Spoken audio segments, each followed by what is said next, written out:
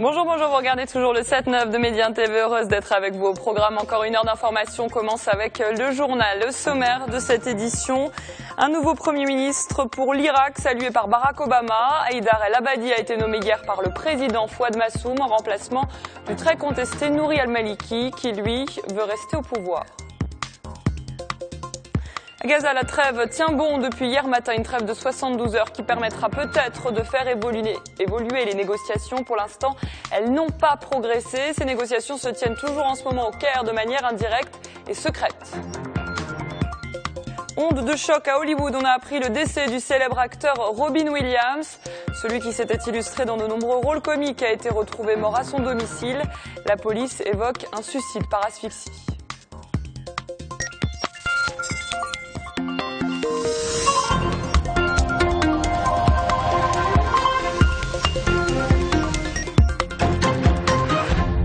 Avant de développer ces titres, les obsèques hier à Rabat de la princesse Lala Fatima Zahra, fille aînée du roi Mohamed V. Sa dépouille a été inhumée au mausolée Moulay El-Hassan au palais royal à Rabat. Ses funérailles ont eu lieu en présence du prince Moulay Rachid ainsi que du prince Moulay Ismaël et bien sûr de nombreuses personnalités. Au chapitre de l'immigration, de nombreux clandestins essayent de profiter des conditions climatiques en ce moment pour franchir le détroit de Gibraltar et atteindre les côtes espagnoles. Hier, plus de 220 migrants ont été secourus par les services de secours espagnols. Ils ont été interceptés à bord de 22 embarcations de fortune. Ils seraient en bon état de santé. Ils ont été conduits au port de Tarifa. Depuis quelques mois, la pression migratoire est forte aux portes de l'Espagne et de l'Italie.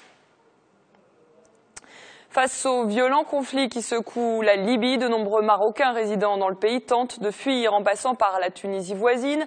Pour cela, il faut justifier une réservation pour un vol vers le Maroc. C'est pour cette raison que la Royal Air Maroc a décidé d'ajouter 2 vols supplémentaires par jour au départ de Tunis. Pour permettre les rapatriements nécessaires et urgents, les avions ont été changés pour de plus grands appareils pouvant donc accueillir davantage de personnes. À noter aussi que la RAM maintient ses vols vers la Guinée-Conakry, le Libéria et la Sierra Leone, les pays touchés par le virus Ebola dans une démarche de solidarité responsable. D'ailleurs, ce matin, la barre des 1000 morts tués par le virus Ebola a été franchie. En ce mois d'août, les feux de forêt sont une source d'inquiétude. Chaque été, des milliers d'hectares partent en fumée. Le commissariat des eaux et forêts fait de la prévention. Il sensibilise les enfants dans les camps de vacances. Le reportage de Raja Fadli sur un récit d'Amina Benralek. Un camp de vacances dans la forêt de Harhoura. Ici, les enfants apprennent à respecter l'environnement et surtout à maîtriser le feu, la plus grande menace qui guette les espaces verts. Cet atelier, c'est le Haut Commissariat aux eaux et forêts qui l'organise. Ici, on apprend comment faire un feu de camp et comment le maîtriser. Les enfants savent maintenant comment éviter que le feu ne devienne un danger pour eux et pour l'environnement. Au Maroc, le nombre d'incendies en forêt est jugé relativement élevé.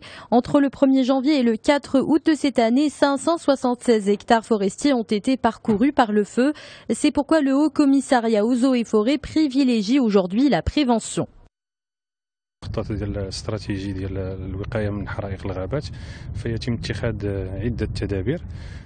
Dans la stratégie de lutte contre les incendies, il y a d'abord des mesures préventives. Parmi ces mesures, l'entretien permanent des tranchées de pare-feu. C'est une priorité pour toutes les directions provinciales. Elles y consacrent un gros budget. Les tranchées de pare-feu, ce sont ces barrières anti-incendie pour ralentir le feu. Ce sont aussi les chemins qui facilitent la circulation des pompiers. Pour qu'ils soient efficaces, il faut les entretenir régulièrement et les désherber. On parle maintenant de solidarité sociale, une priorité pour le Maroc. En 2005, la création de l'INDH a permis d'instaurer une dynamique en faveur du développement humain et de lutter contre l'exclusion sociale. Reportage Kamal Karkouri, récit Amida Benralek. C'est ici, au cœur des bidonvilles des grandes métropoles, qu'on retrouve les pires aspects de la précarité. Les habitants de ces zones défavorisées manquent de tout. Ils parlent de leur marginalisation avec beaucoup d'amertume. La vie est terrible ici, on manque de tout. Il faut beaucoup marcher rien que pour ramener de l'eau. On a besoin d'infrastructures, on a surtout besoin d'aide. Le Maroc a commencé depuis quelques années une thérapie de choc contre la pauvreté à travers notamment l'initiative nationale du développement humain. Depuis 2005, elle permet aux plus pauvres d'accéder aux services sociaux de base.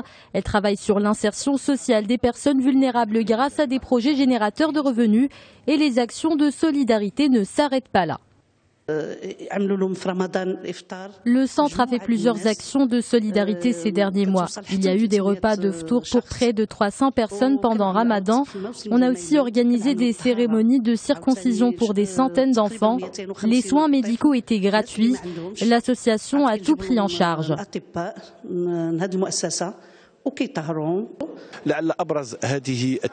Parmi les importants projets de solidarité, il y a la création de Dar Tadamon. C'est un projet réalisé par le Fonds koweïtien pour le développement. L'objectif est de prendre en main les plus démunis en organisant des ateliers pour la lutte contre l'analphabétisme. La lutte contre l'analphabétisme, une manière pour les ONG de combattre la pauvreté à la racine. Le Maroc a même un plan quinquennal qui vise le million de bénéficiaires des programmes d'alphabétisation d'ici 2015. On passe à l'actualité internationale. En Irak, c'est une mission titanesque qui attend le nouveau Premier ministre. La nomination d'Haïdar al-Abadi a été saluée par les États-Unis qui souhaitent un gouvernement d'union et qui appellent le très contesté Nouri el-Maliki à céder pacifiquement le pouvoir. Manal El-Ardari. L'Irak semble tourner la page de Nouri el-Maliki. Haïdar al-Abadi est désormais le Premier ministre irakien. Il aura 30 jours pour former un gouvernement appelé à rassembler tous les partis politiques du pays. Une nomination rejetée par le Premier ministre sortant qui parle d'une violation de la Constitution. Accusé d'avoir conduit l'Irak vers la dérive avec sa politique confessionnelle, el-Maliki a perdu l'appui d'une partie de ses alliés. Cette nomination est sans importance et n'a aucune valeur, car elle viole les procédures constitutionnelles. Les résolutions de la Cour fédérale sont claires. Nous n'acceptons pas cette violation de la Constitution, car nous nous sommes engagés dans un processus démocratique. Soyez sûrs que nous poursuivrons notre chemin. Aussitôt désigné, le nouveau Premier ministre a reçu le soutien des États-Unis. Barack Obama a appelé Haïdar al-Abadi à former un gouvernement d'union nationale capable de contrer la menace de l'État islamique. En vertu de la constitution irakienne, la formation d'un gouvernement de coalition capable d'unir les différentes communautés de l'Irak constitue un pas en avant prometteur. Tôt ce matin, le vice-président Joe Biden et moi avons appelé Haïdar al-Abadi à former un gouvernement le plus tôt possible. L'Irak et la communauté internationale comptent sur le prochain gouvernement, un gouvernement qui devrait faire face aux djihadistes de l'État islamique qui ne cessent de s'emparer de plusieurs villes irakiennes, poussant à l'exode des centaines de milliers d'Irakiens. Les djihadistes de l'État islamique qui auraient massacré au moins 500 yazidis en quelques jours. Les membres de cette minorité sont donc contraints à fuir la ville de Sinjar aux mains des insurgés. Ils ont trouvé refuge dans les montagnes. Manal El-Ardari. Les Yazidis, une minorité religieuse menacée en Irak. Ils sont des milliers qui fuient les combattants de l'État islamique pour trouver refuge dans les zones contrôlées par les Kurdes. Depuis la prise dimanche de la ville de Sinjar par les djihadistes, les Yazidis tentent de survivre dans les montagnes environnantes. Ils bravent la faim, la soif et une température frôlant les 50 degrés Celsius. Ces conditions de vie infernales épuisent entre 100 000 et 600 000 Irakiens.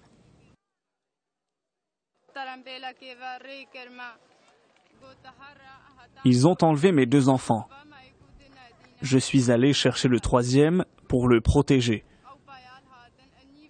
J'ignore ce qui est arrivé à mes 2 fils et à mon mari.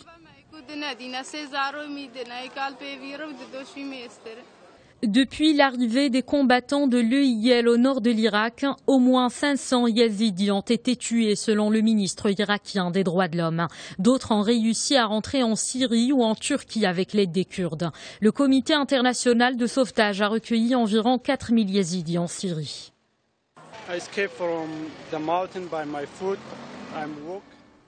Je me suis enfui.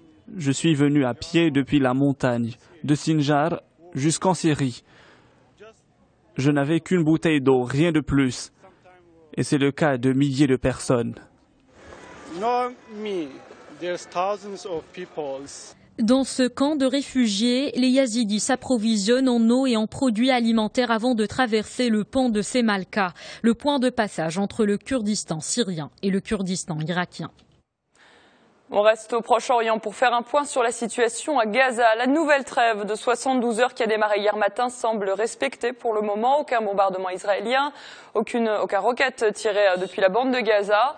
Les Gazaouis espèrent une prolongation de la trêve. Les négociations se poursuivent au Caire entre Israël et le Hamas par l'intermédiaire de l'Égypte. Des négociations toujours indirectes et secrètes. On apprend ce matin qu'elles n'ont pas progressé. Les Palestiniens exigent la levée du blocus qu'Israël impose depuis 2006 à Gaza et qui asphyxie le territoire.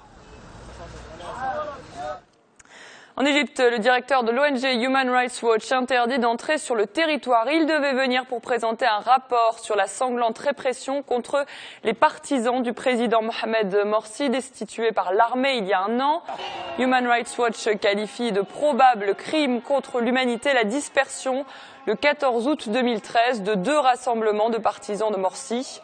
Je rappelle que 700 manifestants sont morts dans la journée. Aux États-Unis, dans le Missouri, le maire de la ville de Ferguson appelle au calme. Des émeutes ont éclaté dans la nuit de dimanche à lundi après la mort d'un jeune noir de 18 ans, Michael Brown, abattu par un policier dans des circonstances controversées. Selon les témoins, il n'était pas armé et avait les bras en l'air quand le policier a tiré. Selon les autorités, le jeune aurait agressé les policiers. Le FBI a ouvert une enquête qui sera menée en parallèle à celle de la police du comté de Saint-Louis. Un triste événement qui a fait renaître les tensions sociales. Des émeutes ont éclaté et des magasins ont été pillés. 2 policiers sont blessés et 32 personnes ont été interpellées. On reste aux États-Unis pour finir, où Hollywood pleure la mort du célèbre acteur Robin Williams. À 63 ans, l'interprète du Cercle des poètes disparus a été retrouvé mort à son domicile. La police suspecte un suicide par asphyxie.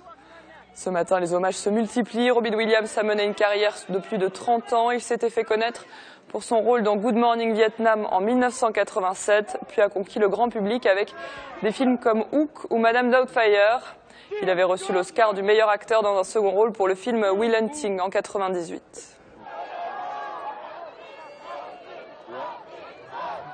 Voilà pour l'essentiel de l'actualité. Je vous propose maintenant d'aller voir ce qui se passe dans le pays de l'un de nos correspondants dans le monde.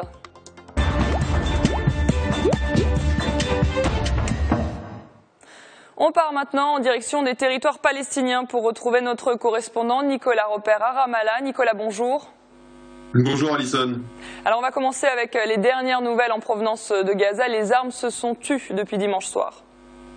Oui, donc il y a une trêve, comme on en parlait dans le journal. Depuis plus de 24 heures, il n'y a eu ni tir de roquettes côté palestinien, ni réplique de l'armée israélienne. Les Gazaouis profitent de cette trêve pour aller chercher des affaires, comme ils l'ont fait depuis le début de cette guerre. À chaque fois qu'il y avait une pause humanitaire, ils ont aussi constaté les dégâts de leurs maisons. Un certain nombre, non très élevé même, de maisons ont été détruites depuis le début de l'offensive israélienne qui a commencé il y a un mois.